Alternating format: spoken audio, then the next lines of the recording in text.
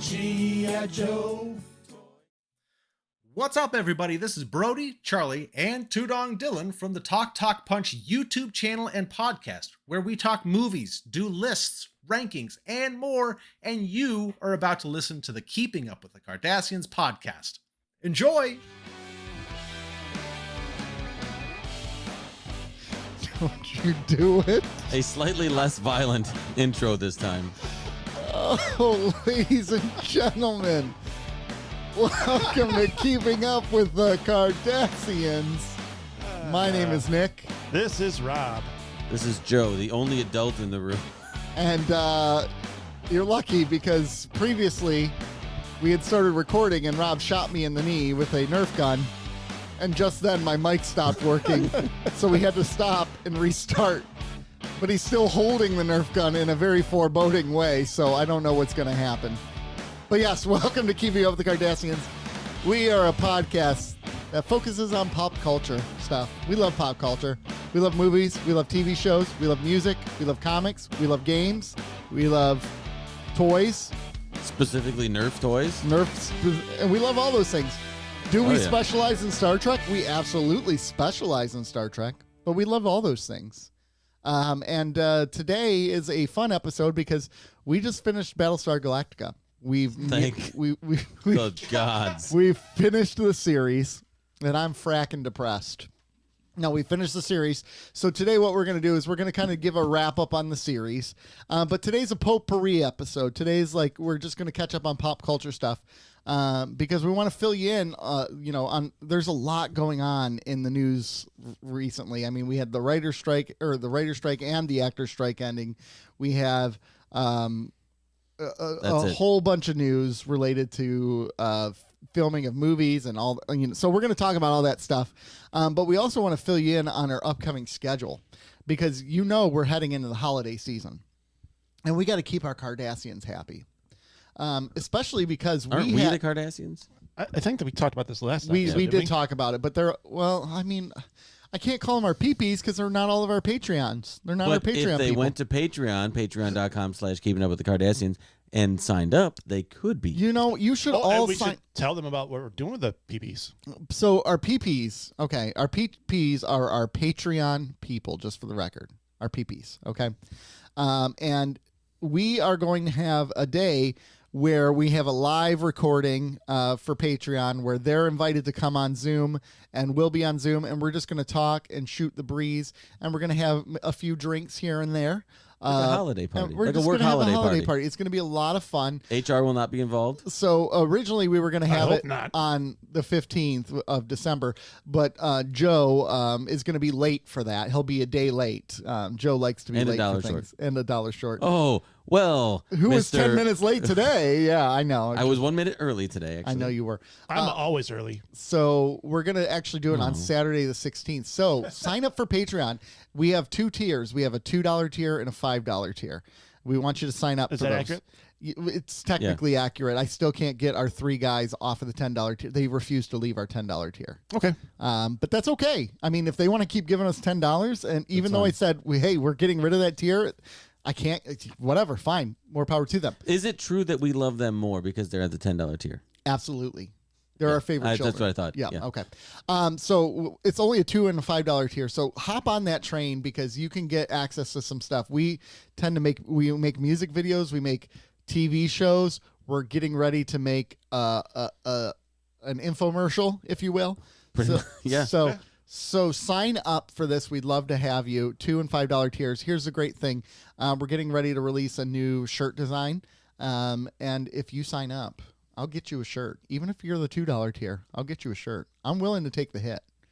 It actually comes right off his back, too. It does. It's like OnlyFans-ish. Yeah, it is. It is. And actually, what I do is I pre-wear the shirt and I exercise in it, and then I ship it to you before I wash it. So, yeah, it's nice. And I seal it in a bag so it locks in the odor. This is specifically for the $2 tier because they're on the $2 tier. Yeah, exactly. Like you can't have a perfectly clean shirt. That's only for the $5 tier. God. Well, the $5 tier is the shirt we've all three worn at one point. So no, that should be the $10 tier. That's Oh, yeah. That's a special. Joe wears it, exercise, then Rob wears it, and then I wear it. And the best part is the shirt's an extra small. So by the time I get to it, it's a crop top. And it's just yellow from all the body odor and sweat. So anyways, I know we've sold it well. Hell of a commercial. Yes, Sold hell it well. of a commercial. So $2 and $5 tier. That's our best Patreon commercial. Sign up for it. We'd love to have you all join it, especially because I wanted something amazing happened. Are you ready for something amazing? Sure. Let's make sure there's the good. We had our best month ever last month. October was our best month ever in the history of Keeping Up with the Cardassians in terms of listenership. Big frackin' deal. No, it is a big frackin' deal, Saltai. It is a big frackin' deal. There we go. There it is. We had 7 listeners last month. Yes. 7 Yeah. listeners. No. So we're getting somewhere here with this podcast. It's three years going, and we're still growing, and it's really exciting to hear. Did you just make that up? 3 years going and we're still growing? What are you, a vitamin commercial? 10 million strong and growing. Yeah, exactly. I like that you both knew exactly what I was referencing. Of course you do. Same page, but Okay. So that's our first thing that I wanted to tell you about. Second of all, there's going to be some days where we're not going to be recording. Thanksgiving's coming up. We're not going to release a Thanksgiving episode on the 25th. We're not going to do it. We refuse. We're not paid enough. Okay, we're not paid enough. So we're going to take the 25th or 27th off of November. These are our gifts to you. We really do listen when you give us feedback. Yeah, And you the don't feedback want us was, to what the fuck are you guys still doing here? Stop recording. And then we're also not going to have an episode on December 25th. Yeah, doubling down on the gifts. Yeah, exactly. So Monday, December 25th, we won't release a new episode there. But then we'll be back in the new year with new episodes. And here's the greatest part. Our next gen start date. We have an official next gen start date. Can I get a wind up, please? Oh, that's not a wind up. Okay. That's okay. That's okay. Play us in. The reveal date for next gen is Monday, January 8th. Star Trek The Next Generation. We will review the pilot of Star Trek Next Generation. Encounter at Farpoint. and go through all 7 seasons. Now, should we just start off our initial one with just the pilot? Yeah. Okay. Yep. So January 8th will be the pilot of Star Trek The Next Generation, Encounter at Farpoint. And then we're going to go from there. And When then do I get to pick a show to watch? next, what one do you want to watch? I don't know. You got to pick one. The next generation. I kind of like the idea that we watch a show, we watch a Star Trek show, then we have like a break with Star Trek and watch a different show, and then go back into Star Trek. Have you guys watched Firefly? I've never seen I've it. I've seen a couple episodes, and I've seen the movie, It and I comes like highly recommended. And it's only like 10 episodes. It's Yeah, only it's one short. season. So let's do that. after the Next Generation. Firefly. Yeah, that's what I picked. Fine. I was throwing it out there. No, See- it's see what fine, you stuck. guys. You guys go ahead and make decisions without me. It's fine. I'm adjusting. Very fine. Do you want to watch Lost?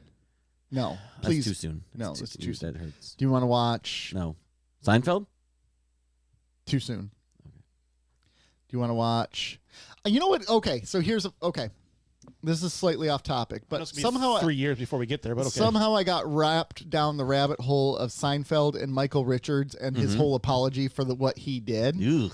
And I had totally forgot, like, Jerry Seinfeld was on David Letterman, and then they piped in Michael Richards from afar, right? It was David Letterman? Yeah. And in his apology, he referred... That whole thing was very awkward. It was very awkward. He's like, he referred to black people as Afro-Americans the whole time, Afro-American. It was just super weird and uncomfortable. And I hadn't seen... I remember... when it initially happened, I watched the video, but I hadn't seen it since, and I went and rewatched it, and I'm like, yeesh, this was super problematic. Like, you cannot claim that was humor at all. You cannot claim that was part of the act, because he did initially, right? He did. He claimed it. He got wrapped up in the act, and he was just leaning into, like, being angry. Right. Yeah. Yeah, super problematic. I've been angry. time or two in my day. Never outburst like that. Never hurled it out in the middle of a crowded theater as people were leaving, and he continues. I've never hurled it out in the middle of an empty theater. I've never hurled it out. I don't Period. even think I've ever said the word, to be honest with you. No. At least if you did, you wouldn't admit it on the air, would you? How are you supposed to answer that question and not be like found guilty immediately? Nope. No. Never. No. That doesn't sound. I've never said it, right? Wink. Yeah. Are you Huh? going to the dry cleaner afterwards to pick up your white robes? I am. Because It's- I'm clergy and I have white robes. Get it? Not, Yeah, that wasn't funny. It's uncomfortable. Too soon. Can you write down Nick is racist and sexist? Yeah. Someone said Oh, that where's the Nick hates? You Nick- have Nick it Nick in your hates book. fun. Nick hates fun. Oh, Right? and Nick hates. Yeah, you have it in your book. Okay. Yep. Nick. Let me just write it down. Nick hates minorities. Got it. All right. Got it. Nailed it. Which is super ironic considering his week. What does that even mean? I know what it means. Yeah. I'm just joking Yeah. with Yep. you. Well, Patreons for that, but it's just joking. Patreons for that. You can find out more about Nick's life, personal home life. Yeah. Yeah. It'd be awesome. We'd love to have you. Okay. Jesus, we're selling this Patreon thing. Yeah. Honestly, though, nobody does more with Patreon as being less of a podcast. Like, there's no podcast that has a list. I mean, we have a fair listenership, I think. Yeah. But nobody does more ridiculous shit on Patreon. We really do. Yeah, And- for the the couple subscribers we have, which And we we're not- love. in the grand scheme of things, we aren't like a major label podcast. God no. We do okay for ourselves. we do really okay for But ourselves. And we have we- good production quality. And over on Patreon, We have that. we act like we are a major Yes, we do. And podcast. the fun thing about Patreon, going back to that, is we're not releasing an episode every single week like a Patreon exclusive because we try to focus more. Oh, I was going to say on quality over quantity, but that would be a lie Yeah, too. the patrons would. Ah, yes, But- the irony of you saying quality over quantity through a burp. Yeah. Did we pick that up on air? I believe we did. Oh gosh, I'm sorry. I mean, thought it wasn't a belch. It was like more of an it air was bubble. kind of a hiccup. Yeah, it was more a of an air hiccup. bubble. But the irony is not lost on me. No, it's not lost. So, anyways, we release episodes every other week, but sometimes we really put our focus on creating our videos or our music videos and TV show stuff and all that. So, or our movie trailer previews. So that takes up a lot of our time. So we do release Top Pod. Okay. Come on, bro. Sorry. Come on, bro. Get with it. But Actually, I we guess do it's- have grander projects. That's really where we put our grander projects. Yeah, that's where we put our fun stuff in there. So we'd love to have you again. Two tier $5, and you get to be called a PP by me.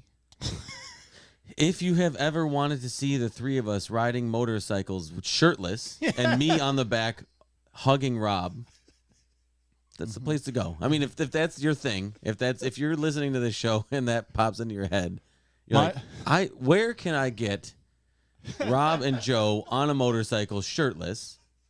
Patreon. Patreon.com/keeping up with the Cardassians. It's there. It's that's one of my favorite memories because the looks we got from my neighbors. Oh yeah, we absolutely rode through the neighborhood. The looks I got from my wife actually were not encouraging It looks. was fantastic. I still have not made it back into the bedroom, so I'm still on the couch at this point. That was What are you years ago. talking about? When we made that, all three of us were married. Yeah, that's true. That's true. It's What worked the out. current- Yeah, that's true. Gosh. To be fair, I'm sure your ex-wife never watched anything we ever put out. No, probably not. Yeah, probably not. I wouldn't. I would. You're on the show. I wouldn't. Well, if I was married to you, I absolutely would not. Can we move on into actual news? Yes. What do we want to start with? This is what happens when we have no show to review. I got show prep. Nobody else ever does. I have prep. False. I have show prep. I have stuff ready to roll. Well, we got to start off with the actor strike, right? Do we? It's over. It's over. over. Yay. You know what I really appreciate about that actor strike? So I've been following a bunch of Twitter actors who are really active in the strike. Are they just acting on Twitter? No. You said Twitter actors. Twitter actors who are active on Twitter. There we go. You mean X? Whatever. And Mary McDonald's super active on there. President Rosalind. And, Here in Detroit right now. Yep, here in Detroit right now. And so is Jerry Ryan, 7 of 9. And apparently they're really good friends. Really? Yeah. Jerry Ryan and Mary McDonnell. And Jerry Ryan was like huge. I've already reached out to President Rosalind. Jerry Ryan is absolutely huge on the picket line. Like she was a big vocal proponent for the strike. So I've been following them a lot because of that. And so thank you, actors, for doing such a great job, actors and actresses, on getting that strike to end. Hopefully you get some royalties that you deserve. Hopefully AI doesn't take over the world and they don't chat GPT you.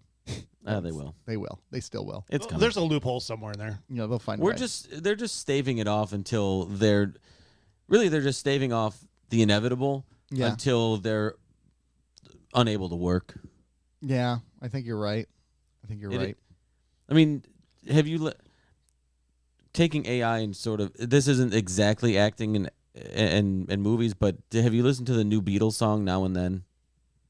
I did not listen to it yet. There's a video for it as well. I appreciate you not asking me because you know better. Yeah. Thank you. I didn't listen to it yet because I'm worried. But it is AI. It is AI heavy. Is it?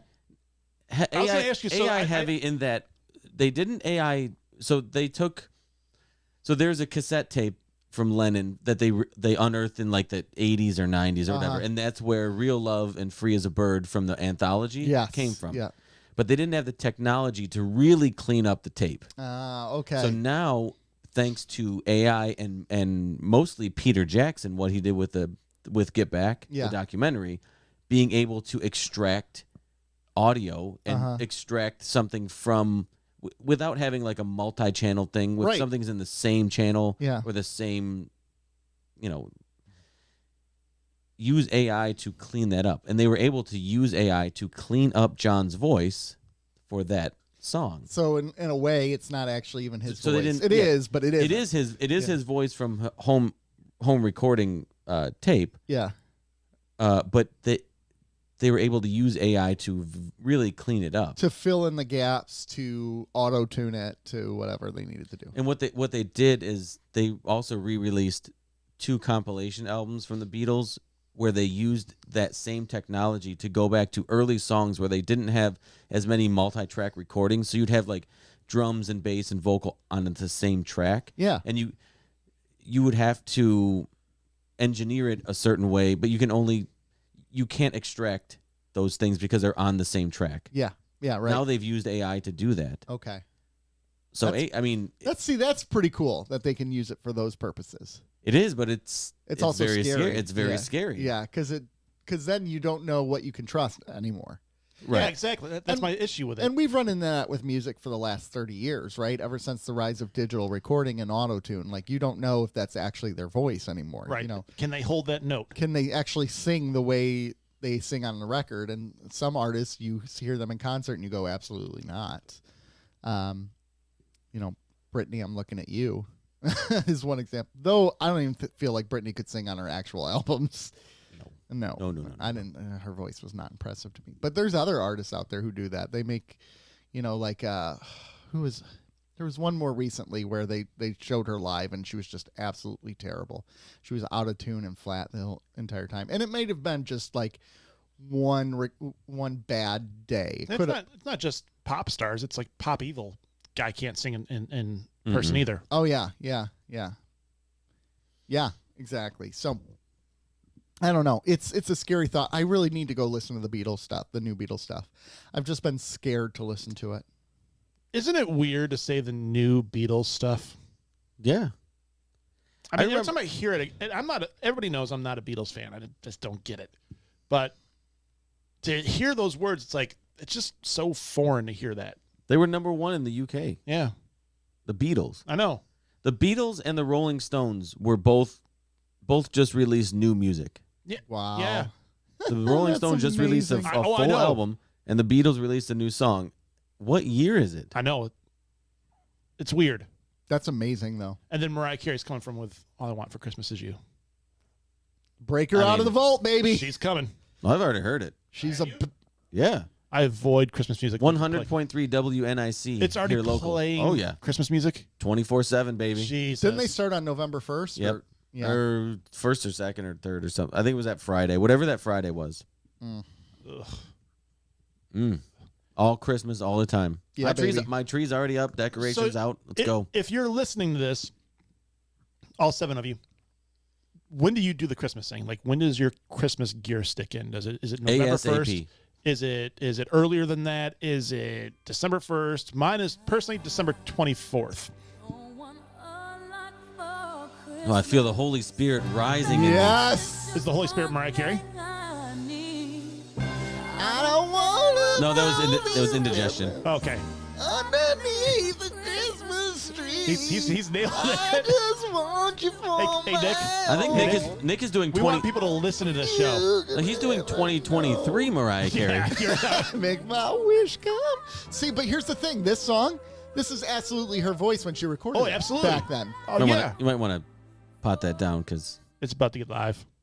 Well, no, we're about to get 30 seconds. We're about to get hit. we're about to get hit copyright And strike. she'll come after us. We were Oh, under, yeah. we were under 30 seconds. Okay. Yeah, so that's actually, that's her voice. Yeah. That has 1.5 billion plays on Yeah? Spotify.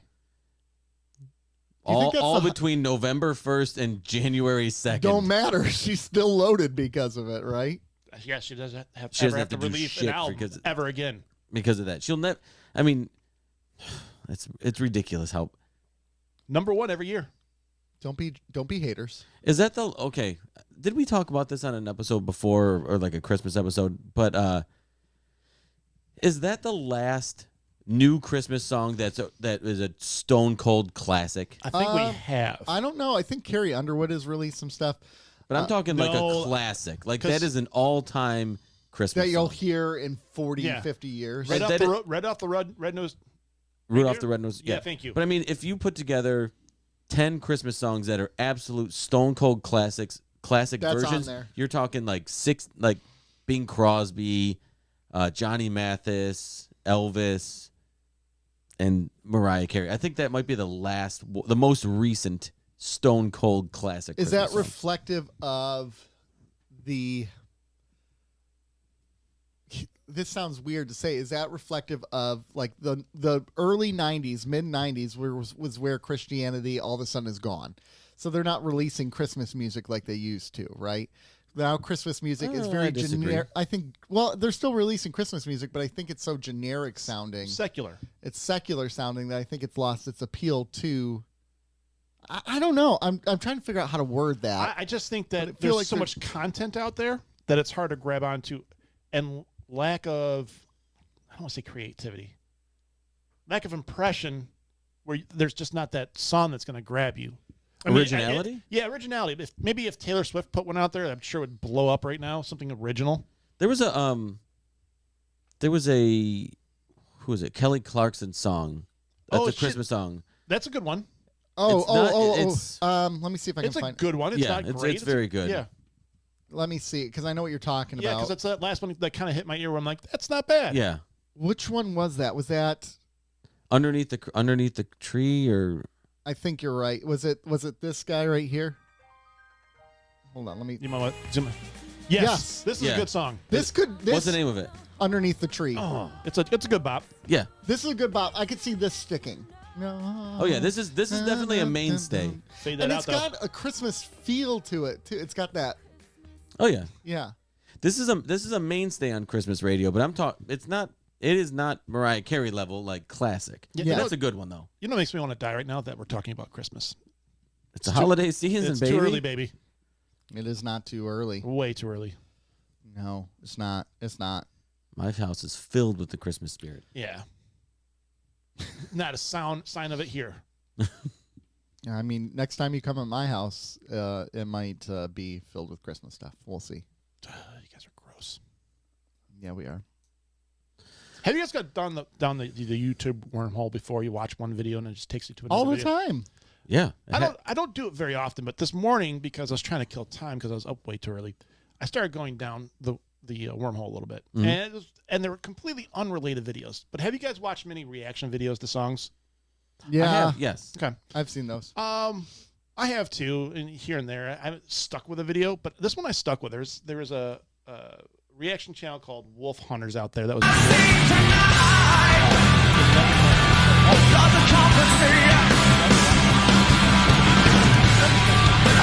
Set you free from sorrow. I'll still love you more tomorrow. And will you be there with me still?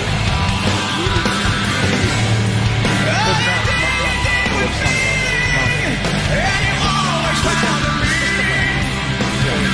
I watched this guy just thoroughly enjoy this song just through the expression on his face. Yeah. It was cool. Those are cool. My only thing with those is I don't know how much I can trust them now. It's a hard. I That's agree why with I you. said when he said he listening to it for the first time, I said allegedly. Alleged. Yeah, It's I like, believe this one. well, it's Okay. like when There are people some words you can believe. like in. there was one I saw before where the guy was hearing "In the Air Tonight" by Phil Collins for the first time. I'm Come like, on. okay. Yeah. Or Well, another stuff one. like that. It's like in the ether. Or It's like- not even like It's at Meyer when you're at Meyer. Or There was Yeah. a Bohemian Rhapsody was another one. I'm like, yeah, okay. Yeah. And certainly there.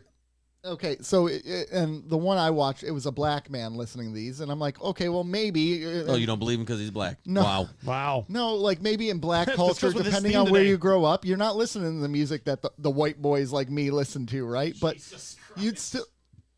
No, that's not. No, that's not bad. That's not bad. He is white. Yeah.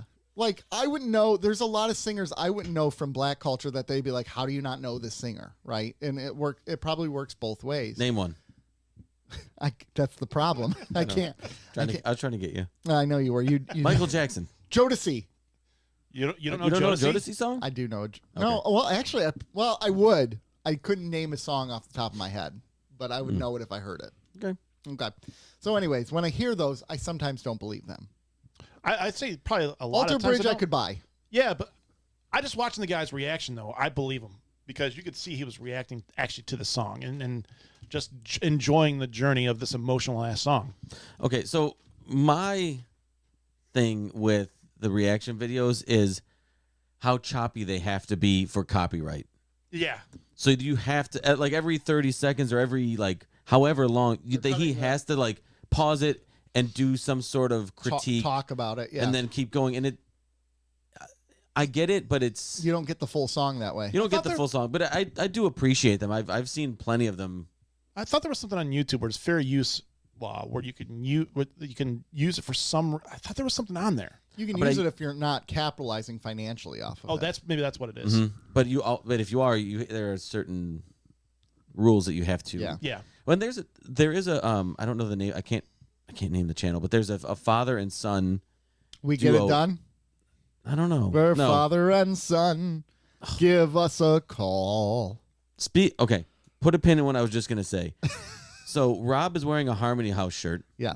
and I think it's made by the same people who made. I have a couple of Detroit shirts that were made, I think, by the same company, and they do. I know, but I want. Is there a father and son's shirt? Oh man. I would love one. Remember the grocery store Great Scott? Give me one of those. Oh my god, I would love a father and son. Father Like and a- son vintage shirt. Let's see. Nick's on it. Okay, so pull the pin out. Yeah. Tis not. But anyways, continue.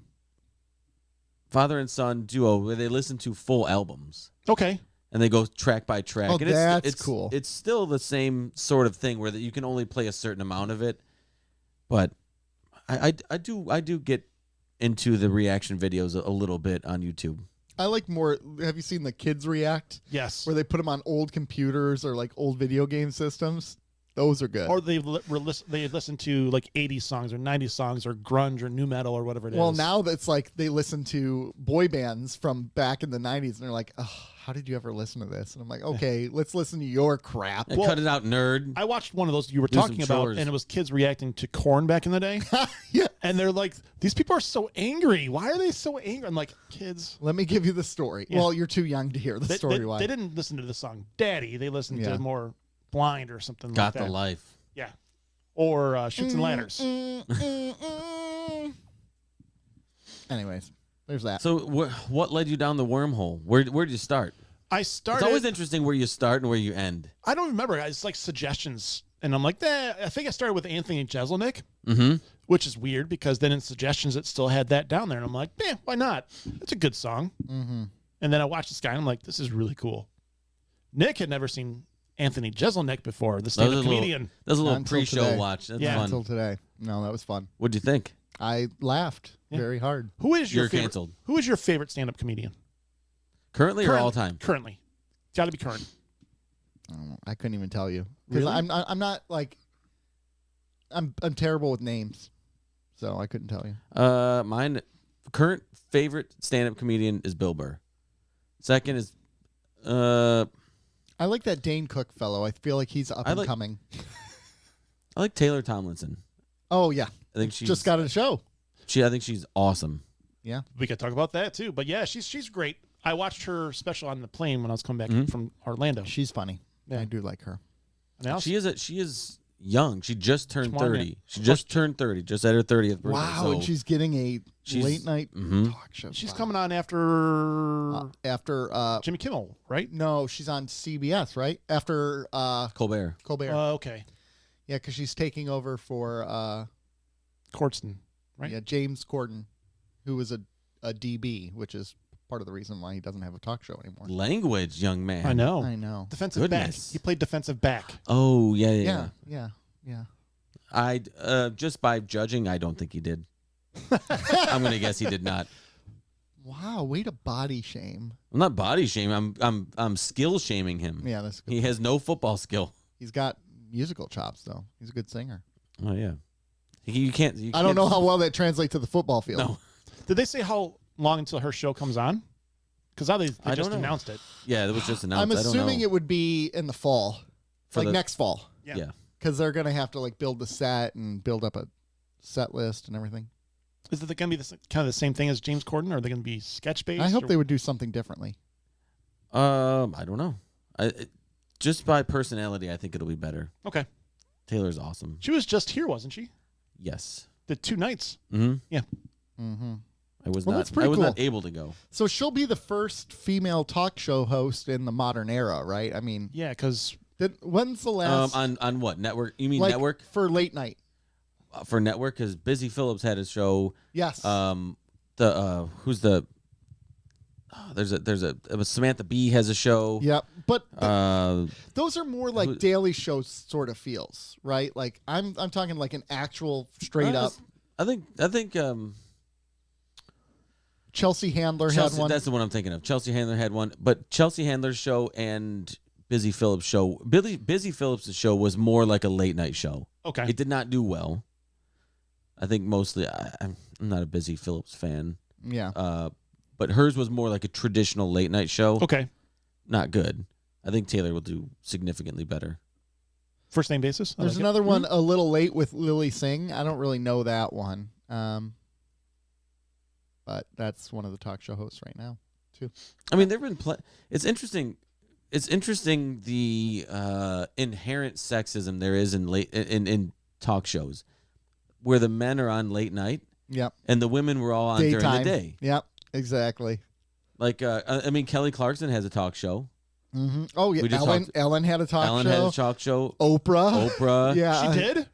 Yeah. I Um, didn't know that she, The View. Rosie O'Donnell, The View. View, These are all daytime talk shows because Yeah. women stay home during the day and prepare the house for the men. Oh, traditionally. Wanda Sykes used to have one. Oh, that's right. It only lasted a year though. Yeah. But isn't it? It's interesting to see like how many male daytime talk shows were there. I mean, there's Dr. Phil and Steve Harvey has a talk show. Who's Donahue. No, those were different. but those are all Yeah. like Maury Povich. But those are like Maury. basically like Maury. tabloid magazines Yeah, on TV. Exactly. Very interesting. Busy Phyllis was busy tonight. That's what hers was called. That's a fun name. Yeah. Mm-hmm. Less fun of a show. So We're gonna get a lot. She hasn't.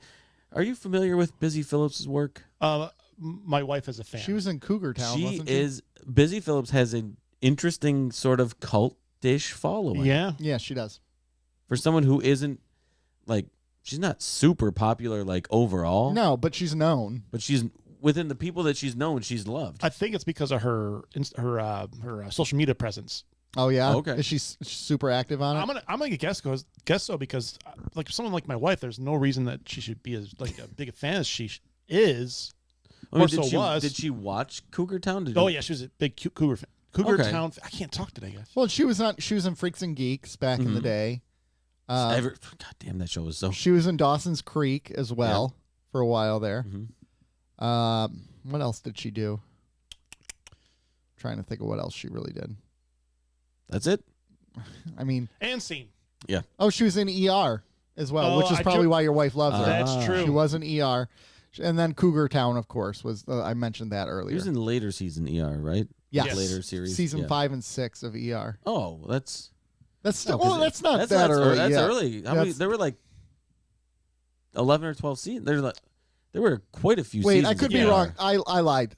She was in 2006 and 2007, so the show went off in 2009. So she was late. Oh yeah, late. Okay, I was gonna yeah, say. she was late. Can you tell me how many seasons of ER there were? I'm just curious. There Oh my were God. 15. Okay, so Ooh. I underestimated. You know what's crazy 15 is seasons of ER. the second season was their most viewed season at 35.7 million Clooney. viewers per episode, right? Clooney, baby. He was dreamy. The final season, 9 million. That's still good, though. That's still phenomenal. By today's standards, that's great. By today's standards, that's an all-time show. Yeah. Yeah. But the season 13, they were still averaging 12 million viewers a season in 13. That's crazy. Wow. That's But, impressive. It's really not though. Just remember, there was absolutely no streaming. Well, the last season over 20 million views was 2004. Season 10 had 21 million people per episode. But I mean, streaming is only really within like the last decade Decade. Mm-hmm. Mm-hmm. that it's really affected television ratings. Ooh, that had Mekhi Phifer in it as Dr. Pratt. I remember. Oh yeah. Yeah, that season, the season 10 was, you had Carter, Weaver, Pratt, Corday, Kovac, and Abby Lockhart. Oh, yes. Doesn't Abby get killed? No, that's Maura Tierney. No, she gets killed. She gets killed in a brutal way. Bro, spoiler She alert. gets stabbed, right? Yeah, and it ruins Carter for a while. Yeah, it does. He goes on a binge, Yep. a drug binge. Spoiler Susan alert, Lewis. gentlemen. I used to have Holy such smokes. a crush on Susan Lewis back in the day. Dr. Lewis, like in the early seasons. Oh, I loved her. Oh, gosh, I loved her so much. Awkward silence as I think about how much I Taco love that. Taco. All right, we should move on. From that. This is definitely a potpourri episode. I don't Okay. even know how to describe this episode. Like, If this episode it's a potpourri episode, so what scent of potpourri would this Jesus. episode be? ass. Ass. That's not funny. Should we move on to Literally anything else? finalizing our review of Battlestar Galactica? I wanted to cover one thing because I want to talk Do we about do that this. in the second half of the show, Nick? I would literally say no one cares, We're there, my friend. but the Fall Guy trailer. I had no idea this thing was sneaking out. Yeah. And it's See, based. I'm not familiar. I'm So- not either. It's based on a TV show from the 80s called The Fall Guy. It starred Lee Majors, Heather Thompson, and other people. And it's about a fall guy, about a stuntman who actually is a bounty hunter on the side. And Nice. comedy ensues. It's just a charming show from when I was a kid. One of the best opening theme songs, that's one of the reasons I'm disappointed you don't know this show. I don't know the show. I might know the theme Yeah, song. so Hold on, I'll pull the theme song. Keep talking. there we go. Thank so, you, buddy. And I had somehow this slipped my radar that there was a movie coming out starring your guy, Ryan Gosling, as Okay, fan me. Colt Seavers. Oh, okay. I know this song. And that's Lee Majors singing it. What? That surprises me. It's No. so well sung. Get to the chorus. The chorus is the jam. You have absolutely no room to critique anybody's singing. Yeah. But apparently they're doing an updated version of the song, which he references Farrah Fawcett and things like that. So it'd be interesting to see how they update the song. I'm really interested in this movie. I have hopes for it. Fall Guy was a great show when I was a kid. It has two people that I'm absolutely in love with, and that's Ryan Gosling and Emily Blunt. And I want to see it in spite of Ryan Gosling being in it. How dare you say that to me? Who do you think you are? What gives you the right? Ugh. You are the ugliest human being I've ever met. I'm aware. I'm disappointed. Speaking of which, Speaking of ugly, on YouTube, from our friends over at Talk Punch, one of their hosts said, who are not ugly. No, who are not ugly. They're not ugly. wow. But they said they're commenting on us and being in different seats. They said it doesn't help that Joe and Rob look exactly the same. When Joe's clearly better looking than I am, so you should be You insulted. look exactly the same. You're back in your normal seats today. Thank you, by the way. Oh, yeah. We did mess that up. We did. You Yeah. did. I'm honored to look the same. See, as you. I thought that was an insult to you because you're better looking than I am. I think we're equally ugly. No, because you're not. That I disagree. So, Brody, get your eyes checked, man. I disagree. Ryan Gosling, though, Mm. and Emily Blunt. Oh, gosh. I love Emily. Anyways, moving on. All right. Oh, all hold right. on. Before we go to BSG, I think somebody in Hollywood listens to this show. I know it because we said this many months ago, that they should produce a Zelda movie. A movie based on, and this was when the Mario movie was getting produced, and we were talking about leading up to it. And we said, why? I mean, we've mentioned Metal Gear, we've mentioned The Legends of Zelda. Can you mention Metal Gear one more time? Metal if Gear. Hollywood is listening. Yes, a Metal Gear movie. Actually, scratch that, Hollywood. I would like a Metal Gear streaming series. Yes. Movie would not do it justice. I think it almost has to be on HBO Max because that seems to be the one that puts out the best content consistently. I think so. They got a good director as well. Wes Ball is directing it. But the right people from Nintendo are live- involved. It's live Shigeru action? Live action. Miyamoto. Yep. Yep. Really? Nintendo's going to partner with Sony to distribute. And Interesting. it is. I mean, it has already the world, the universe, the Oh, it's built itself. cinematic. It's already built itself. It's just like Metal Gear. It's built itself. And we talked about it. And So thank you for listening to us, Hollywood. Well, and by the time they announced it, they had already been working on the script. So the script had been worked on for a couple of years. I No, guess. we had influence. Like when you kill people when you say they have diabetes and stuff, we get shit done. I do.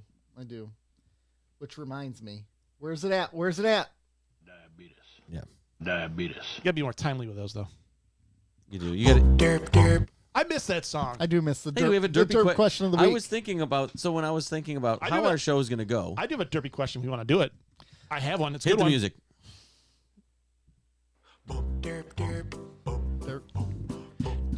We are producing content on the fly, my friends. I was gonna save it till next week, but I got it. Or Patreon. Ooh, it's Patreon level question? It could be. Well, if you were listening in the first half of the show and you're really interested, maybe Patreon is for me, but I don't know if I should. Here's a little taste for you. So I was listening to the radio this week, and they asked a question which I thought was weird, and apparently I may be the weird one. So this is a question for everybody listening. You can This track respond so as well. far. You can text us at 734-494-0980. You can also leave a voicemail there. You can. The question on the radio was, do you poop with your shirt on or off? Oh, I heard I this. heard this I heard one. this Yeah. too. So do you take your shirt off when you go in the bathroom, do your business, put it back on, and come out? No, I never do. Why would you do that? Are you a monster? Specifically, if you're female, let us know. Yeah. Well, females, I would assume it's more common because you wear the jumpers and all that. You would have to take that all off to go to the bathroom. Jumper? How many? I don't know. So Women wear jumpers. All the time. I've never thought of it. I'm gonna get off this your tangent. Mm-hmm. I'm a shirt on guy, but then you listen to John Jansen, who's a local radio host who played for the Lions. Former NFL offensive lineman. Yep. And then people start calling in and texting like, "This is common." Joe, you didn't answer, by the way. None of us answered. You just did. I just did. I did. I And said so no way. But I didn't want to interrupt you. Yeah. So I don't care. Do you poop with your shirt on or off? Do you take your shirt off to go poop? Do you ever poop with your shirt off? Well, I mean, I have. yeah, I'm sure we all And have. it feels awkward and uncomfortable. Because if you're getting ready to get in the shower, you strip down to go in the shower, and you're like, well, I got to go to the bathroom before I go in the shower. Surprise Yeah. poop. Yeah, exactly. And then Yeah. and then it's just awkward. I feel very exposed. So I have Well, always. What? I'm looking forward. Is he gonna be the oddball? Well, I have always been a shirt on pooper, Yeah. but I've pooped with my shirt off before. But like, I don't mean with my shirt off like it's already off and I have to go to the bathroom. I've removed my shirt to No. poop before. Did the situation call for it? Or was it like, No. oh, this is gonna be rough? No, it's just I don't know. It's freeing. It's freeing. All right. You get to like catch a little breeze to the nipples, and it just activates something, and then it sends like a charge through the rest of your body to like vacate The premises. Yeah. Yeah. Now, funnily enough, my brother when we were younger, he would always poop with his shirt off. Interesting. Does he still do it? Text him. I could not tell you the last time I watched my brother poop or was around. I don't think he does anymore. I think that was something he grew out of. As a regular practice, I'd be concerned if you're always taking your shirt off. A lot of people on the That's radio like- claim they do. I don't get that. What are you worried about? Are you worried about getting flakes but- on your shirt? It's like maybe they're flexing so hard, it's just they don't want to rip their. I don't know, man. Are they wearing super long shirts that might tail off into like the bowl? You know what I mean? See, I just But imagine. then I just pull it up, right? Like, Yeah, I'm that's worried- right. At that point, just take it off. I just imagine it'd be like a T-shirt. Like I'm wearing this thing, and I'm yeah. like, "Ugh." I just feel like I'm already exposed on the toilet. I want to be nice, warm, and toasty. If I take off my shirt, I'm going to be chilly. I don't want to be chilly on the So toilet. do you poop with your shirt off in the summer? Are you like a summer shirtless No. pooper? I always have a shirt on. I don't want to be chilly on the toilet. You don't always have a shirt on. Well, not always, but like I just said, when I take a shower. Summertime would be probably when I do most of my shirtless pooping. This is clearly the quality content people come here for. Hey, Well, this is a like a little To be preview fair- into what potential Patreon membership. Please call in or text us about this, and we will keep you anonymous if you'd like. We don't. Oh no, we don't we have- will out you. Yeah. You will be outed. We'll put out your address and everything. We'll notate which times you're typically a pooper at. Are you guys a regimented pooper, or is Yep. it more willy nilly? live life on the edge. I don't usually after my first coffee in the morning. I don't drink Systems coffee. are a go. So there are 7 days in a week on average. Jesus. Where I'll use the Over bathroom. under number of times you poop in a week, 6.5. Over under over. I'd say under. There's days where 3 times before lunch.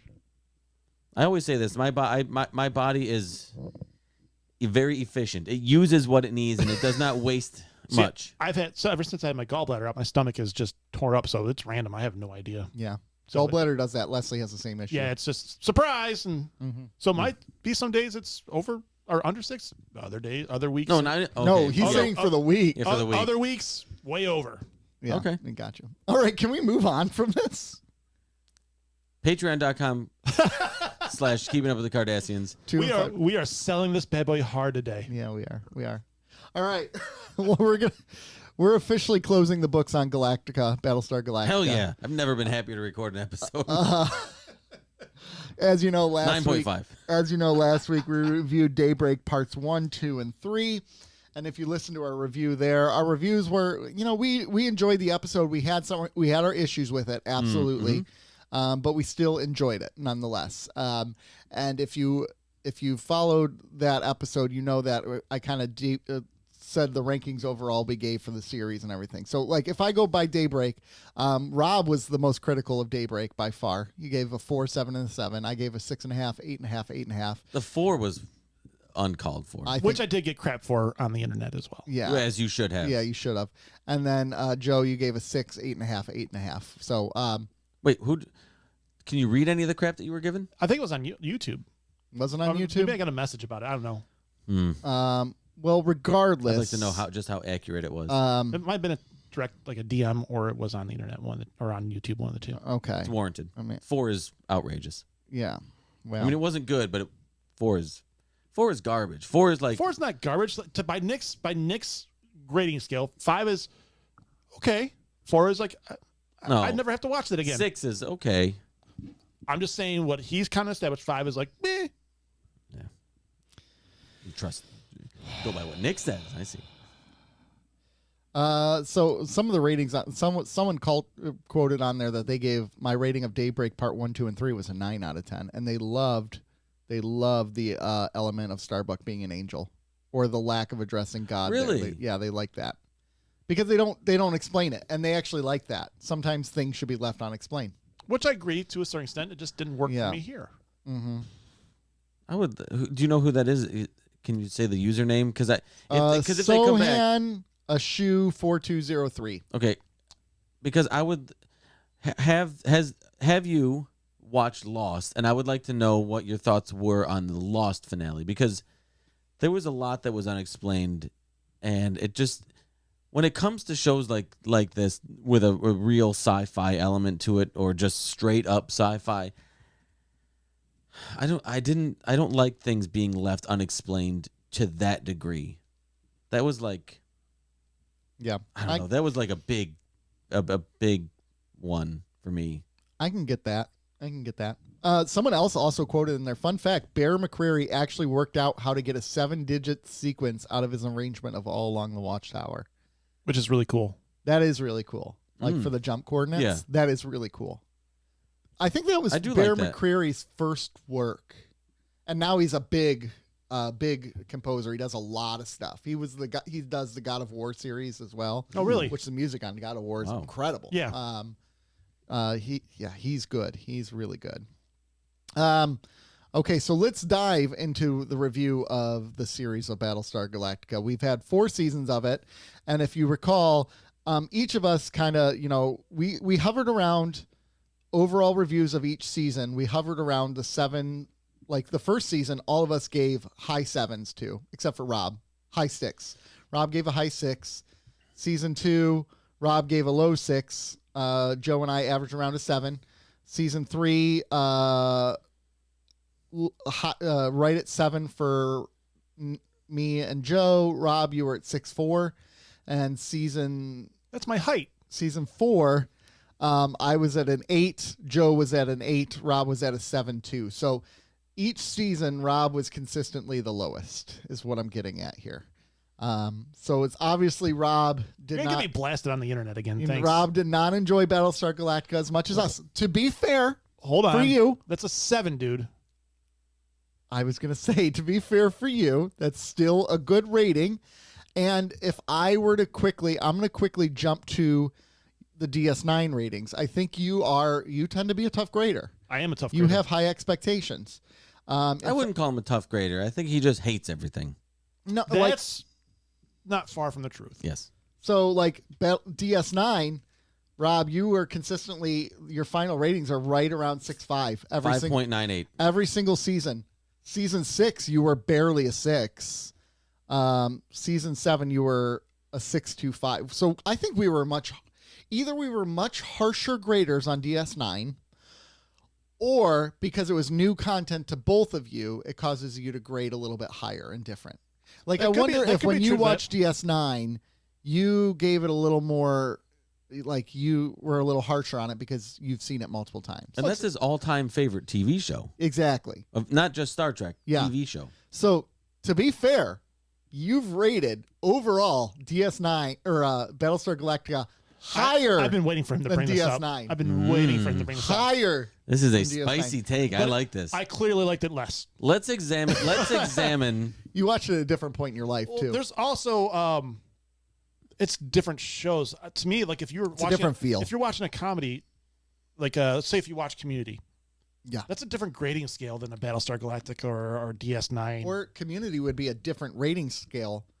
I think you got to compare it to another comedy. So it would Yeah. be a different rating scale than, I wouldn't say Office, but what would be Seinfeld. Seinfeld. There you go. Yeah. Like a multi-sitcom camera versus a one camera sitcom, right? One with a laugh track, one without a laugh track. They're judged differently, and they have to be. So yeah, I get that. And plus, DS9 had a lot of filler episodes in there. Yeah, How there- dare you? Yeah, there was only. Like The Visitor? Oh, you son of a bitch. Oh my gosh, I have a 1 out of 10 on a DS9 episode. The Visitor? Prodigal Daughter. That was a piece of crap.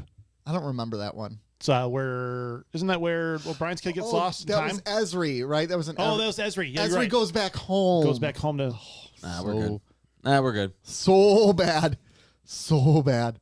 All right, so diving back into Battlestar Galactica here. I'd rather talk about DS9. I know you would. I know you would. We have 4 seasons of it, which I feel like for a show of this nature, any more than that would have been too much. I can't watch another season of them running. Could you have watched another season of them running? Run. You got a good point there. I think it was a fine number of seasons. Yeah. If they, I don't know. I there were some storylines that I think that could have used a bit more. More fleshing out. Mm-hmm. I was very intrigued by New Caprica. I did love the New Caprica storyline. I don't know if you mentioned if there was a movie that fills in the story between the year jump. Yeah, a little bit. The plan does a little bit. But I wouldn't mind Not a huge seeing amount. a little bit of that story told. Yeah. Yeah. We can watch it. We always could. Yeah, I mean we have some weeks where we could fill we it have a in month. if we wanted to. I mean, there's other stuff too. There's a prequel, Blood and Chrome, which is about Bill Adama as a pilot, and then there's Caprica, about the first. I was going to ask, did you watch Caprica? I did. Okay. Was it still done by Ronald D. Moore? No, it was done by Jane Epstein. Jane Epstein. Yeah, it's not great. Okay. It's not terrible. I think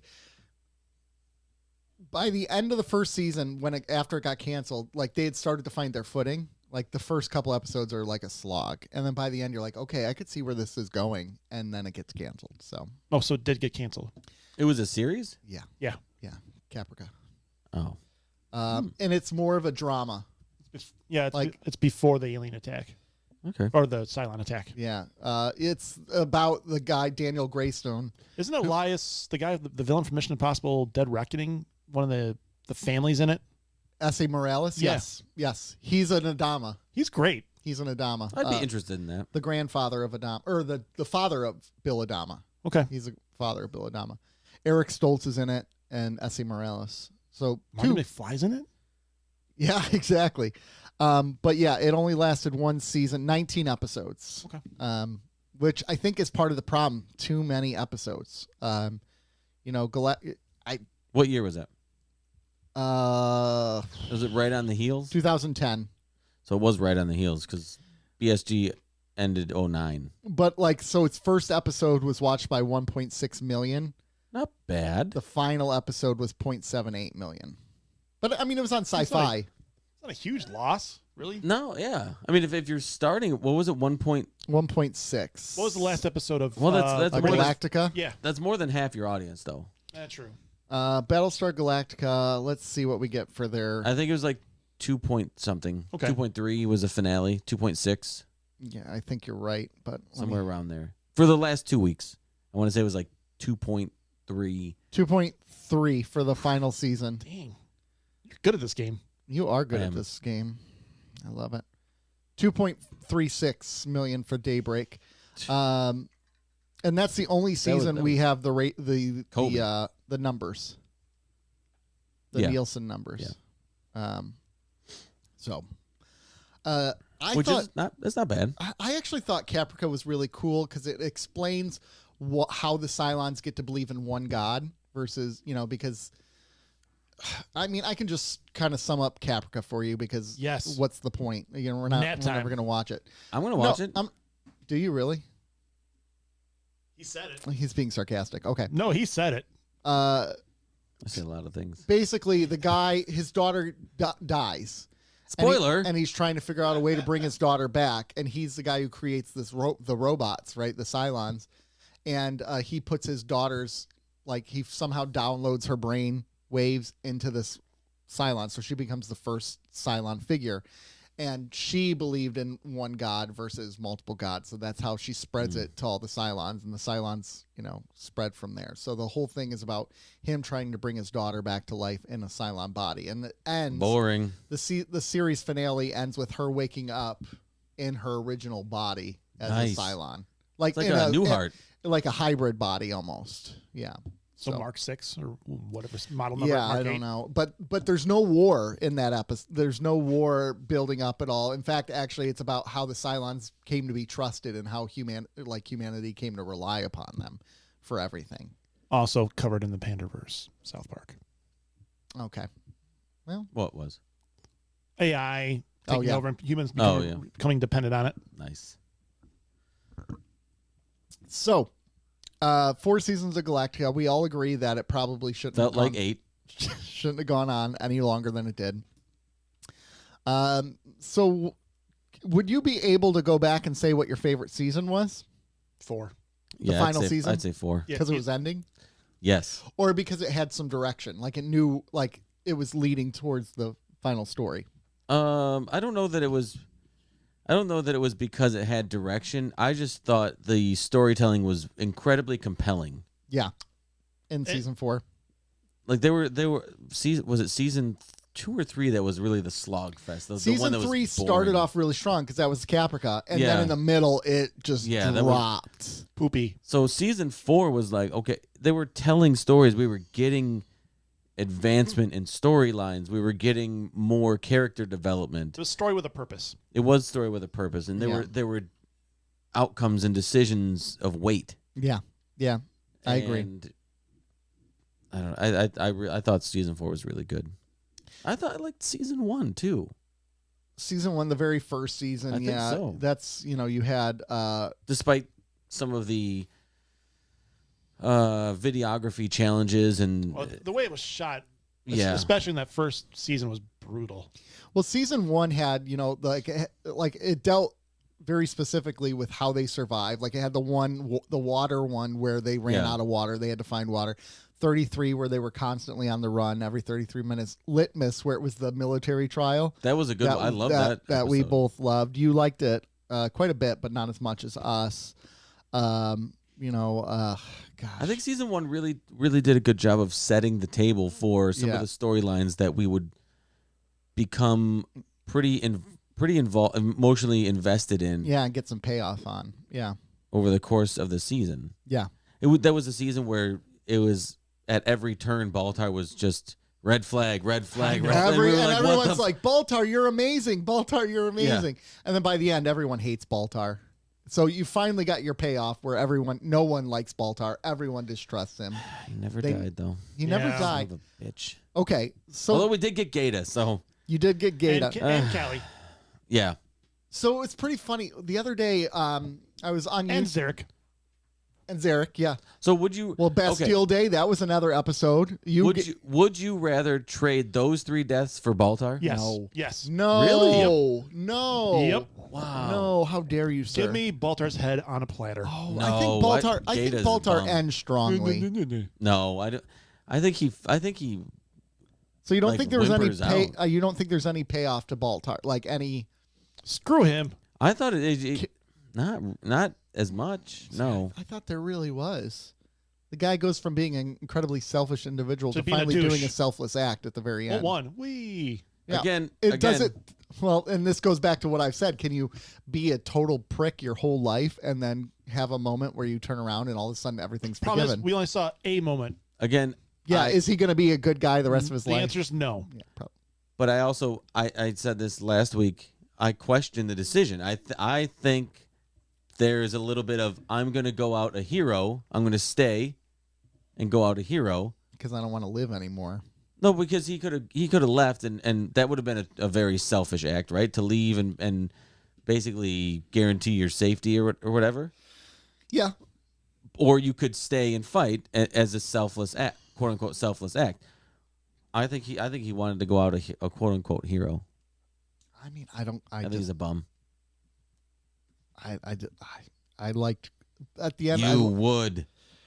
His final line where he says, like "I was a Bum. farmer," and he starts tearing up like he's realizing who he was and like his whole life was a lie up to that point. I like that. That's what I think it was. Oh yeah, chewing out your dad, Yeah. denouncing your upbringing and your life, That's and then not you're who like, who he I was a was. farmer. No, you weren't. You No, weren't. you a weren't. farmer. You came from a farmer. No, he was a farmer. He's a bum. Dirtball. Yeah, well, anyway, so yeah, it looks like Baltar was awesome. Kidding. Oh, it's like So the other day, though, I was on YouTube and I found a series. I wish I could remember the name of the YouTube channel. I can't. I'm sorry, but it was like two people watching Battlestar Galactica in real time and then reacting to it. And they started from season 1 and went all the way to the end. And it was just, and they every once in a while they would show some scenes, and they were showing the first time Gata and Adama talked on the series, and it was just kind of funny to see because Gata looks so young, and he's like so happy. And then by the time we see Gata leave the show, man, the guy looks like crap, and he's miserable. It was just to me what always impressed me about this series. One less leg too. Yeah, he did. And one less heart because he got it blown away. What impressed me about the series was the amount of character growth you experience and how characters who were villains became the good people and how the good people became the villains by the end of the series. I really admired that. I thought that was really good character growth. Like you're saying how they grow into something different, like a villain into a good person or a good into a villain. I thought there was an incredible character growth without leaving. Like there were good people who grew into, they stayed good. Yeah. But they still had like, is it Hilo? Yeah. I think Hilo had amazing character growth. Yeah. And he never really He never strayed. left his lane. Yeah. He was the moral compass of that show, more so than Adama, in my opinion, because Hilo would always go to doing what is right, and what was the morally right decision, more so than the pragmatic decision, like Tactical Adama, decision. the tactical decisions. Adama was all about the tactical, right? He would sometimes let his heart be involved, but it was always tactical. Where Hilo's like, look, what's the point of us surviving if we're not fighting for saving people? What's the point of what's the point of humanity if we're not doing the right thing? Where Adama's more about, no, it's all about surviving. So I loved Hilo. You're right. He did stay in it, and he never. I don't think Hilo ever made a questionable decision in the series. I think he was really consistent with Yes. his moral center. And I appreciated that because people who have a strong moral center generally are pretty consistent with it. Mm-hmm. Well, especially when we saw in the series, you see Pegasus, where they let their moral Love compass Pegasus. go away. Shout out Pegasus. Yeah. Pour one out. And you've seen other characters. I mean, Lee, for the most part, Lee is, but I mean, his whole affair with Starbuck was kind of like, That season 3 or 2 arc with him was terrible. That was season 3. Terrible. The arc with the love triangle with it. And the hooker and everything. It's just, that was weak. Yeah, that was not great. That was not great. Terrible. If you can work in, You hated Lee for like 4 episodes. not when he was with a sex worker. If you can work those in, do it. Take him to Ryza. Make it happen. Get that Horgon down. Was that the woman? No, that wasn't the Woman King. I can't remember what episode that was with the prostitute, but I just thought it was a hilarious premise. yeah. He just, And out of the blue.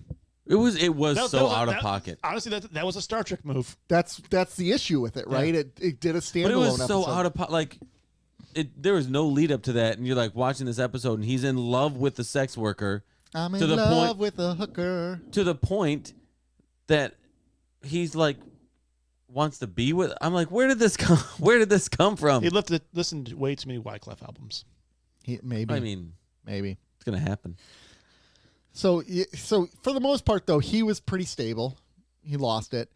It actually feels like the season we didn't like the most was because Starbuck was off the rails, and that was season 3, where she completely Oh my went off the God, rails. she was Terrible. And we were almost hate watching her every second she was on the screen. Not you, Joe and I. Oh, I was too. I didn't like Starbuck either. I just didn't. I knew where her arc was going. See, that's kind of the thing that I ran into. I knew where these storylines were going, so I'm like, just be patient. Do you all makes do you sense. have an episode or a moment or a decision that was pivotal where it pivoted the show into what it became? Because I have one where it's almost like not two different shows, but where the tone changed. Mine honestly would be the whole thing with Pegasus, the standoff with the Pegasus, and the decision to put human morality over the survival of humanity, and that's kind of where it diverges to me. Like Pegasus was all concerned about Survival of Humanity Getting Revenge, where Adama was concerned about taking care of people and taking care of his crew. And I think to me Of his fleet. taking care of his fleet. So that was Pegasus. That was season 2, episode like 10. See, I would say there's truth to that, but then season 3 undid that to me. And it's season 4 where it got me back. I get that. I can understand that. Okay. What about you? I think you know what I'm going to say. When Gata dies? Gata died? No, it's when Gata turns in Rosalind for cheating and the Oh. to me The turning point. Oh, that's when the turning point of that. To me, that's the turning point of the series because everything after that is just bleak. You know, that's a really good point. If that decision doesn't happen, what happens with them? What happened? Do they get away? I mean, that's second season. That is That's towards the end of the Lay second Down season. Your Burdens. Yeah. Part 2. Where he Is that the finale or is it? That's the finale. Okay. Yeah, because then we do a flash forward after We that. don't know if they even settle on Caprica if Rosalind's president at that point. No, she's not on Caprica. Well, I'm saying we don't know if they settle on Caprica if she's They don't. president. Yeah. On New Caprica, they don't. Yeah. They move on. They go there. They do a quick stop. Hang out. Well, and also, too, let's say he doesn't win. Does he give that bomb to Gina, to that other 6, which was a dumb move? He certainly does. I mean, yeah. More so out of retaliation. Yeah. I still don't understand that decision. Well, he was trying to get her to love him, right? He wants to be wanted by her. Yeah, he didn't see that she was going to blow up the ship. It's still a stupid move. Agreed. Let me give the nuke. Cylon a bomb. Someone asks you for a nuke, you say no. There's a red flag built Wait, in hold that on. question. Can you say that slower so I can write that down so I don't forget? Hold on, let me just ask for. Hey, if someone asks you for a nuke, just call me. I'll tell you it's a red flag. That is a red flag. That's a good point though It about really a is. turning point in the series. I could see that, and you're right. It does take a tonal shift, and it also almost sets it up for the end game right there, because now they're really desperate. Like they've been abused and battered by the Cylons. I mean, I love, speaking of that, like turning point could also be Exodus Part 2, where the Galactica drops in. I love that scene. That's a standout moment. And the guys are shooting out of the tubes in the Raptors or in the Vipers. That was cool. But then you lose the Pegasus. So you go from having the strong fleet to now the Galactica's weakened because it dropped in the atmosphere. I think they bring that up in the 4th season. Yeah. You can't drop in the atmosphere and not expect some repercussions. Yeah, exactly. So that could have been a good turning point as well, the rescue of the fleet, bringing them back together.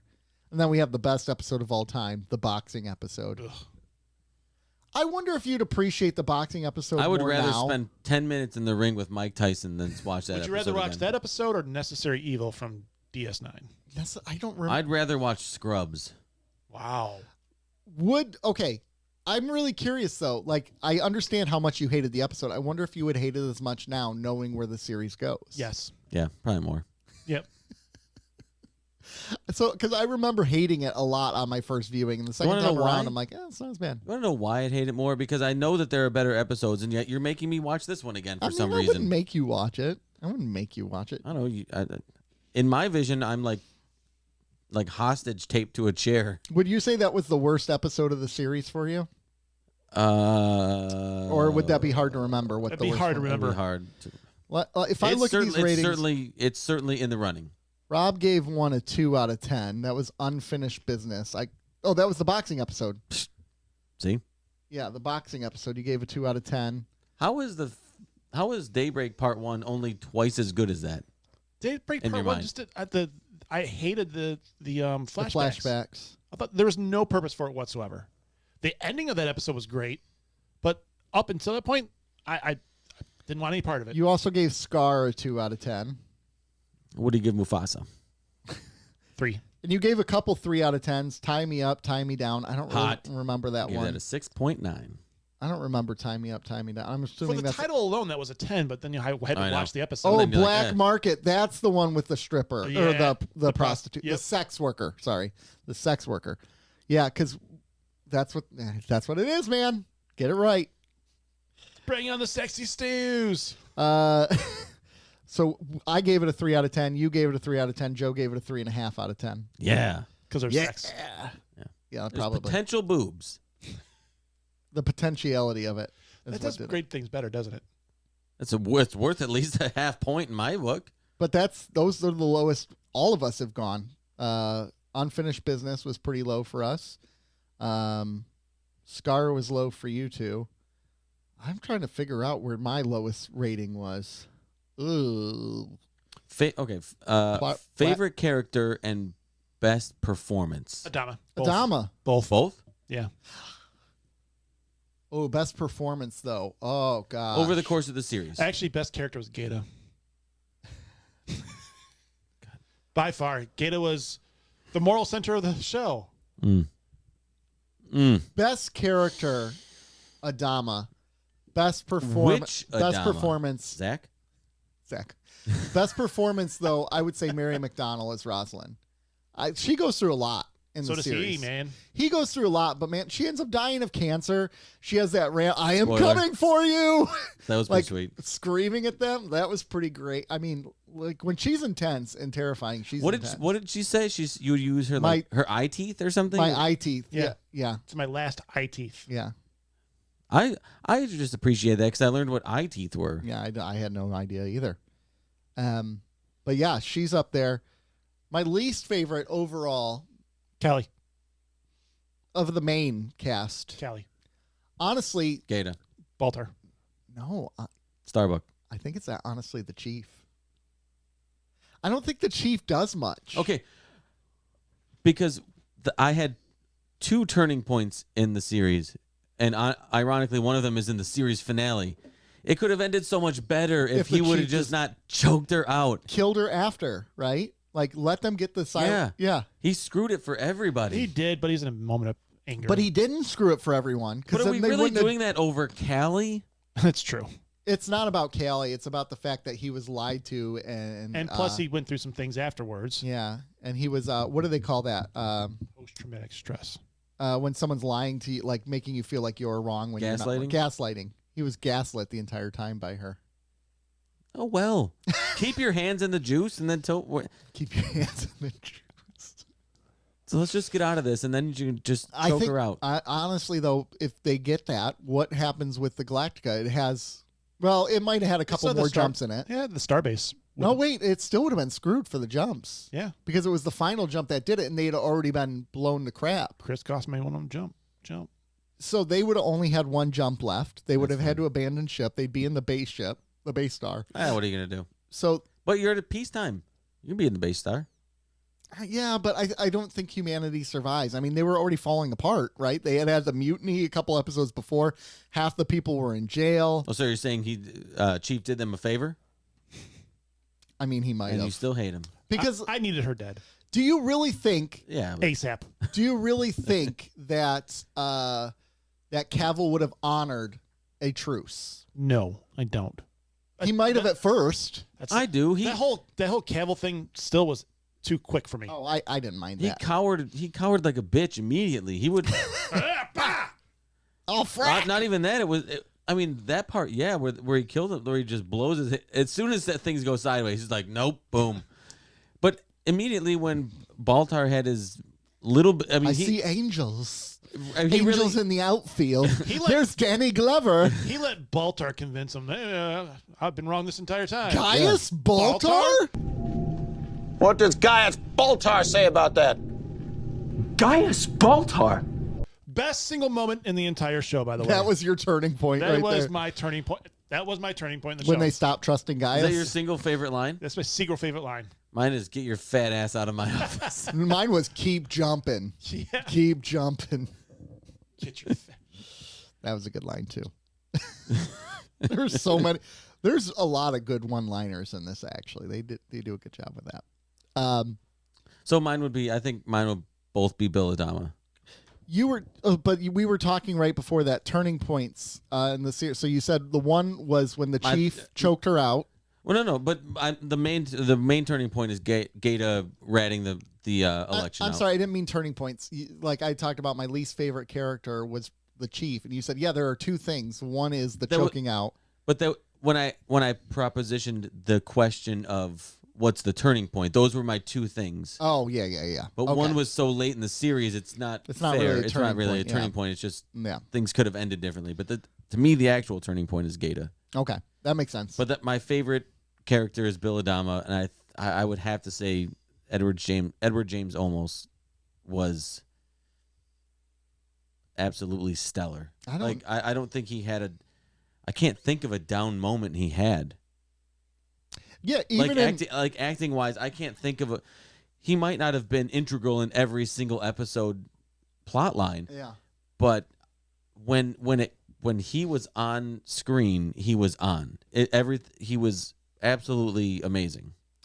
Yeah, I mean, I'm even thinking about one of the episodes none of us like was Unfinished Business, right? The boxing episode. Even in that one, he was good in that episode. He was like the only good thing about that episode. Yeah, he was good. And he gave that speech in there that he got too soft on him. He let him get too close and no more.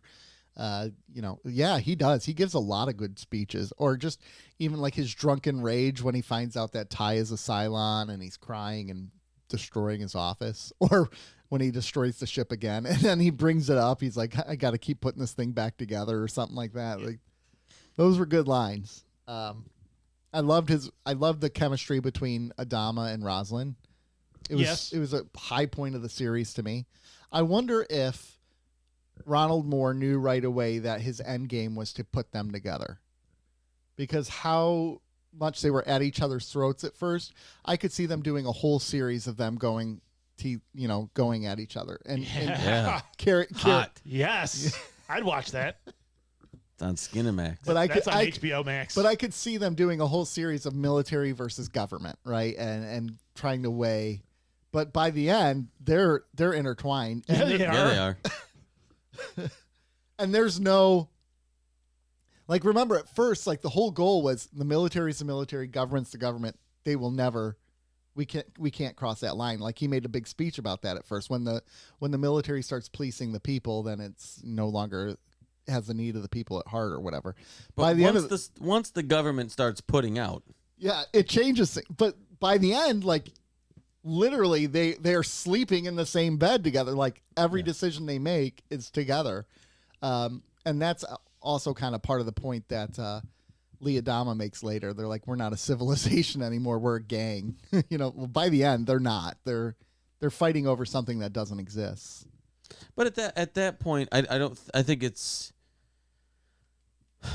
you're prioritizing things correctly. If you're still at that point, you're struggling to survive as a race, as humanity. Yeah. Let's get to a point where we are comfortable and established and reestablished. Then we can get back to, separation of duties and things like that. But at this point, everybody needs everybody to survive. Could this be an argument that democracy is kind of like a privilege? Like, it's you can't have a fledgling nation state with democracy because it won't be able to. Democracy is a privilege. Well, yeah, it is a privilege, but I mean, like, no, like in the evolution of governments. Can you start with a democracy, or does it have to start with something like you have to have a strong-handed leader to set the tone? I think you do. And then you hand it over to the people. The United States didn't start out as democracy. No, and even when it did, it struggled for 100 years before it finally got its act together. Even then, you still have. And then now we're struggling again. Even within a democracy, part of it is we don't have leaders within our democracy. We have people who are looking out for special interests. Now we do. We don't have actual leaders looking to make decisions for the good of the democracy. Yeah. No, you're 100% right. It's decisions for what they want or what they think. So even within, you still need leadership. You still need decision makers. You need someone who's selfless. Well, I'll do it. Would you actually? No. No. I could never be a political leader. I couldn't. There was a time in my life where I was actively trying to get into politics, and I am running. I was applying for jobs in D.C. and everything like that. And in hindsight, like, I'm glad that never happened. Was this that night that you got blackout drunk and went blind? And you're just blindly applying. I had a political website at one point. You did? Yeah, this is like way long time ago. Where you were telling women to get back in the kitchen. Absolutely. Nice. No, I do not endorse that viewpoint. We were joking. We were joking. We were joking. Nick wasn't. I was totally joking. Oh, Nick hates equal rights. Breaking news. The podcast no one listens to, host ejected. So The beauty of having no listenership is nobody hears the shit you say. So here, now it's time for Jerry Springer's final thoughts on Battlestar Galactica. What are your final thoughts on Battlestar Galactica? Glad it's over. I'm kidding.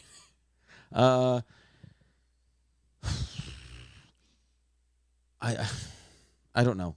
I don't know. My final thoughts are it's definitely worth watching. Yeah. If you are even remotely interested in sci-fi, good storytelling, or good performances. Okay. 9.5 out of 10. Okay. No. I would say it. Okay. Are you? No, I liked it. I liked it more than I thought I did, or I thought I would. Yeah. I don't think it was a home run every single time, but the strong episodes are really, really strong. Some of the best television episodes I've ever seen from a storytelling, like a dramatic standpoint. But there are some misses, and even though there are some characters who I absolutely despise, I think that also points to good writing. I think, yeah. Yeah.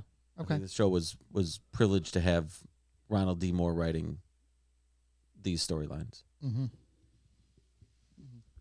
I will say, I've never heard of it still, Okay. but I will say it was a pleasant surprise, Okay. especially after seasons 2 and 3, Right. Right.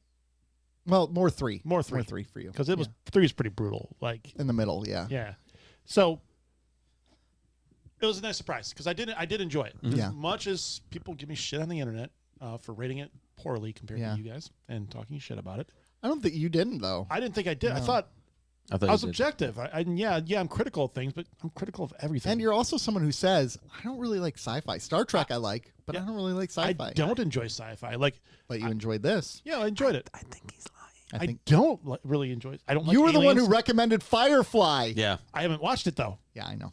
Yeah, but you recommended it. I've heard good things. Mm-hmm. I've heard more good things about Firefly than I heard good things about this going into it. You never heard of this show going into it. Exactly. Never heard of it still. But one of the things that stood out to me about Well done. this show is more so the performances. Yeah. I was very pleased with, even Trisha Helfner, Yeah. Edward James Olmos, Jamie Bamber, all these cats did Yeah. great jobs. And I was very pleasantly surprised how much I liked Adama, Oh, yeah. Bill Adama, to be specific. Yeah, as a captain.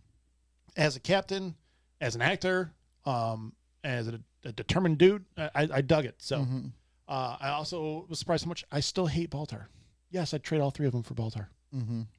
I know many people who are like that, like to this day, where they're like, he is the worst character in the history of television, which also makes him the best character because they're still talking about him, right? Yeah, Like it's Yeah, and I It's a sign of appreciate good writing. like the moments when the Battlestar dropped down on the planet and had to shoot out. That was Yeah. freaking cool. Yeah. There were some nice, very cool moments in it. So I was very pleasantly surprised by the show. yeah. Is Baltar the worst character in the history of television? That'd be a fun conversation. Well, you're about to watch Wesley, so we'll see. And That would be like a characters you love to hate. after we do Next Generation, we could do characters that the worst because you got Polanski, you have Baltar, you have Shelby. Shelby's not bad. No. Who's the admiral though? Nechev. Nichelle. Yeah. Okay. Wayun? William's great though. Not really. Oh, Win. Kai Win. Kai Wynn. Kai Wynn. Okay. Kai This is a good one. Ducat. He's a pro Ducat guy. He's a I love Ducat. yeah. What's he doing wrong? I don't Yeah. get it. He's got some deep thoughts. He's a man of the people. Okay, so my final thoughts on Battlestar Galactica. I think now that this was my second or third time, there's a little bit of romanticizing what I had seen in the past, right? Okay. Because, like we said, season 3 becomes kind of a slog in the middle there. But again, what always keeps me coming back is the incredible acting. It blew me away, actually, going back to what you guys have been saying, how great of a job Tricia Helfner did. Edward James Olmos, Mary McDonnell, Lee Bamber. Gosh, I can't remember. Jamie Bamber. Jamie. Yeah, Leah Downing. Jamie. Combine the two. Go ahead. Yeah, exactly. Like all of these actors and actresses, I can't, all of them. There was not a single person where I'm like, they're not a good actor or Starbuck? actresses. I think even at her worst, she was good because she played an unhinged character well, where you're like, man, she is just unlikable. That was the point of her character. That's the reason I'm asking, is because she played the part well, but did it side on the verge of being bad acting? No, I don't think it did, personally. I agree with you. Okay. But I'm just asking. Okay, I think get you. I think it did. Okay. Okay. But ultimately, why I think this series was so great then, why it's good now, why it will be good 30 years from now, it's a great...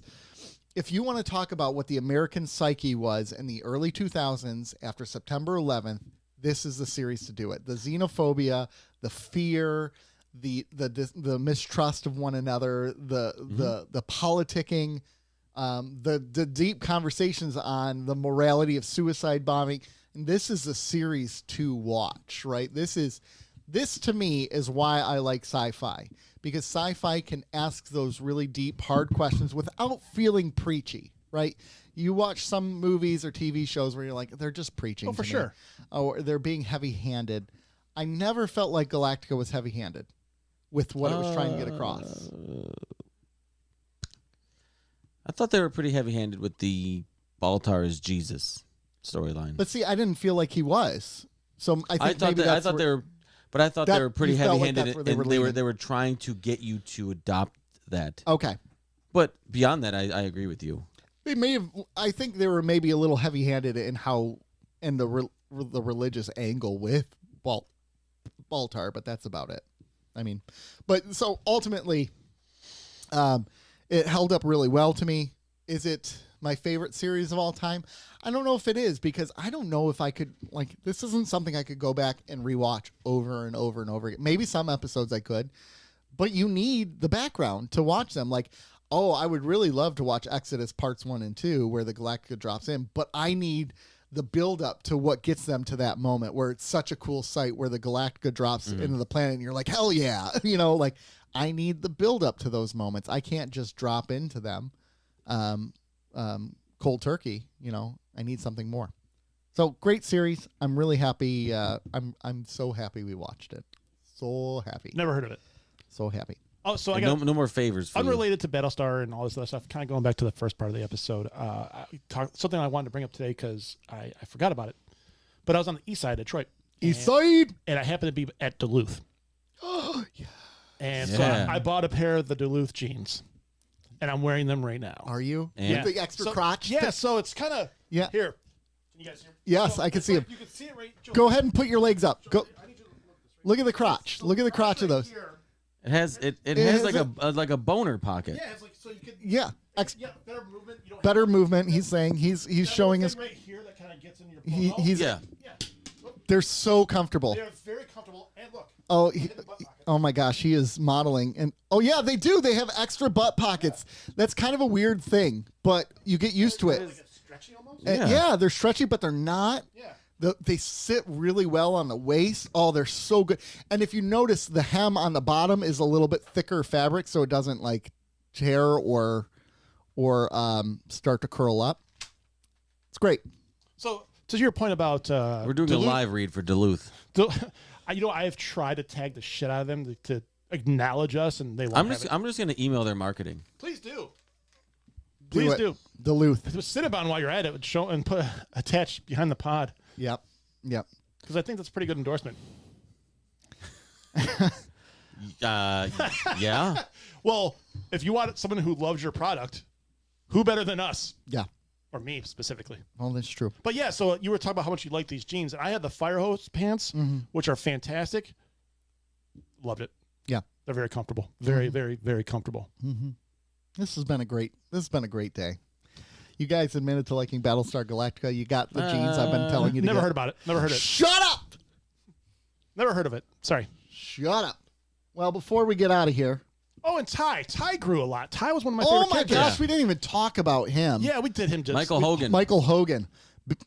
Big frackin' deal. Big fracking deal. Big Oh, and then we lost. Big And then we lost the frackin' greatest deal. character of all time. Billy. Oh! Gosh, what a missed opportunity to bring him back as one of the Cylons, though. You know what? What a missed Thank opportunity you. to bring him back in a flashback. I know. Oh, Billy. If you're gonna But- flashback to Billy. Think about what a good Cylon reveal that would have been instead of Ellen. If like If it was Billy the whole time. Billy, and then it's Bill Adama, or not Bill Adama. Bill, what was his last name? Do we- Billy. It was Billy. Billy. Billy squared. Billy BSG. Billy Kikaya. Kikaya? Billy That's made Kikaya. up. Yeah. I mean, Billy Kikaya. it's all made up. But Yeah. Oh, Billy. Nobody. They never said his last name in the show. don't I guarantee you. No, I don't think they did. But Ty was awesome at the Ty end. was incredible and just great. Just And he was the high point of season 3, actually. he was because that was when he was coming in, like realizing he was a Cylon. Well, He doesn't realize it until the Well, end of season Caprica 4. was a high point for him. He kind Yeah. of dipped down when he's going through all his little Ellen's dead thing. Yeah, his post-traumatic stress. Whatever. But then he came back as soon as him and Bill hugged it out. But even then, like him and Starbuck were like a team, and they were like after the world. Like, think about their relationship. How much they hated each other in the first episode. Like it starts with them getting into a fight playing cards. Like she punches him, and then by season 3, they are bros for life, right? Because they were active in the resistance together. And Word. Bros before other bros. yeah, so Never bros before Joe's. great character growth. Oh gosh, see, good relationships. And I would have Adama as my captain anytime over Cisco. Mm-hmm. It doesn't mean I don't love Cisco. I love Cisco, but Adama. I don't know. Cisco can cook. Yeah, we don't. Yeah, exactly. That's a good point. Ooh, that is a good. To be fair, on the Galactica, you were eating algae. Well, Like, to be fair, Cisco would have found a way to fricassee it or something. Yeah, that's true. Yeah. Okay. Plus, Cisco can call me old man anytime. I like that they're both called old man. Yeah, that's true. Yeah. Yes. Yeah. He Like there's called- both old man. Like he did. Like Cisco called Jadzia old man, but I appreciate that there was an old man in both of them. I think that's like Yeah. the. Mm-hmm. I wonder if that was intentional by Ron Moore, like as a Like a nod? callback to. We'll dial him up. Yes. I already tried. So interesting. I tried, and I have a contact for Ronald D. Moore, and it's this. I won't out him, but he doesn't work for him. He doesn't work for the agency anymore. So I have to really? to go through another avenue. He gave me the number to, he gave me the contact information Who for. does number 2 work for? Yeah. Who does number So 2? now I had to reach out to somebody to Give get him hell. to get friend of the show Ronald D. Moore back So, on. just so you guys know, we have Joe has access to some way to try to get to their publicists. I've tried to hit him up on Instagram, which no one listens to. And I try Twitter. Yeah, so we're trying to get some people from the show on. We'll hopefully we're trying to get Lower Decks people on. We're trying to get anybody on. Now that the actors strike, we kind of went at it this week, so we're working on it. Grace Park does not do any. She doesn't do anything anymore. She Really? doesn't do any sort of. Her publicist said she doesn't do any media or interviews or anything like that. She doesn't really. want to talk about what was that show she was on just recently? Million Hawaii Little Things. 5-0. Hawaii 5-0? Nope, or A Million Little Things. Oh, Yeah, million. Yeah. really? Good for her. So, yeah. She's over it. Good for her. Yeah. Anything else before we wrap up? Yeah, this. Ow! Gosh! Son of a... God! That was right in the calf. It was like the side of my calf. Oh! Hey, this is a promotion for Nerf rival guns. Oh! They have little balls. Little squeezy balls. Man. Hit the toy time theme. All right, ladies and gentlemen, but follow us on Patreon. Follow us on keeping_up_. Yeah, This is on Instagram. Follow us on all those things. Subscribe. I'm here. That helps us out a lot if you subscribe and Yeah. maybe So tell a friend or two that you don't like. Subscribe, like our videos, comment. Smash that like button. Yeah. Smash that like button, y'all. It's right. You don't, here. have to, you don't have to smash it. You can. Where is it? It'd be right here. For every time you smash the like button, you get to smash Joe. Right here. Nice. Nice. But thanks for We've keeping up with we've us. gotten 0 likes. Thanks for keeping up with us. Thumbs down. Thumbs We love down. you all.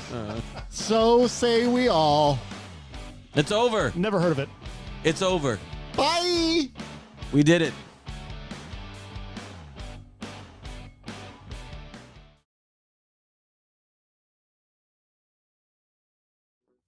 Our friends over on Keeping Up with the Cardassians on their Patreon, they made a 20-minute epic video Oh, I heard called Behind the Pod, like Yeah, behind the music. I heard this. Like they were asking people and we having didn't different. do it. We didn't do it. Oh, were we supposed to? We were asked. We were? we were asked.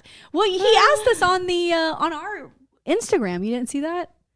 Oh, I probably. Sorry, guys. I know. I feel bad. I mean, I Rob feel asked awful. a couple times. I'm sorry. I'm sorry. I'm man. sorry, Rob. I'm sorry. I just listen. We have so much going on. Like I can't even keep anything straight. I'm too emotionally invested in that podcast to get involved like that, to be Yeah. honest. But it was very, very creative and like such an undertaking. And Rob had sent me a message and he's like, just watch it and tell me what you think. And I was like, bro, the fucking editing alone, like it's incredible what they did. They had like 20 different podcasts or like friends of the pod, like Annette, like send in different, like they gave them what to say, but they had to record themselves saying it. And he Oh, how just cute! edited this thing together. It was epic. It was Oh, epic. So I love that. and we put these things up every week, but I was like, bruh, what are we doing? Like this 20-minute video was fucking insane. Oh, Kudos. Listen, Excellent listen, work. listen. Down the road, maybe. Yeah. Down the road, maybe we'll put something together for you like that, guys. Yeah. I mean, I don't know. That was a lot of work. That was a lot of Yes. work. I was very impressed. Good job. Well, today we have something equally fun. All right. Well, that's what I mean. This is going to be a bit of a letdown after Equally that. What does Gaius Baltar say about that? Gaius Baltar? But joke's on them. I'm into that shit. I haven't missed a week since March. Brave. What they did was just brave.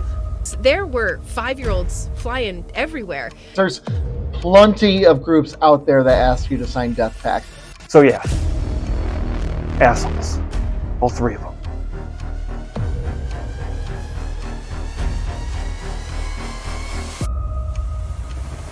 What's this? I feel like I'm taking crazy pills! There you go. Bummer.